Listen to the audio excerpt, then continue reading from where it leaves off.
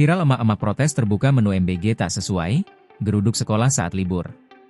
Sebuah video yang memperlihatkan puluhan emak-emak memprotes layanan program makan bergizi gratis, MBG, di SD Negeri 2 Pemangkat, Kabupaten Sambas, Kalimantan Barat, mendadak viral di media sosial. Peristiwa tersebut terjadi pada Senin, 22 Desember 2025, dan memicu perhatian luas dari masyarakat. Dalam video berdurasi singkat itu, para ibu menyampaikan kekecewaan terhadap menu makanan yang diberikan kepada anak-anak mereka.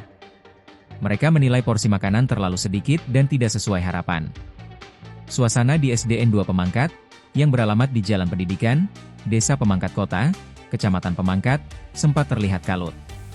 Para emak-emak datang langsung ke sekolah dan menyampaikan protes secara terbuka terkait pelaksanaan MBG yang dinilai kurang maksimal.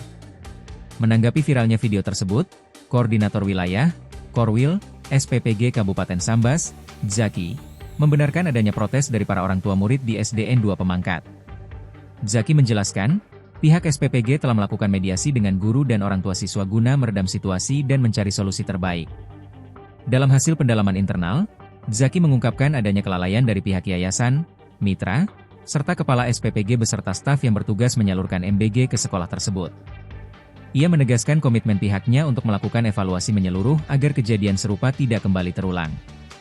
Zaki juga menjelaskan bahwa pelaksanaan program makan bergizi gratis selama masa libur sekolah tetap berjalan.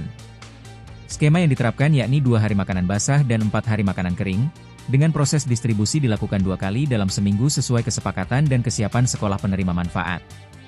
Pihak SPPG Sambas berharap permasalahan ini dapat diselesaikan secara baik-baik dengan orang tua murid, sekaligus menjadi bahan evaluasi penting untuk meningkatkan kualitas pelayanan program makan bergizi gratis ke depannya. Download Tribun X sekarang, menghadirkan lokal menjadi Indonesia.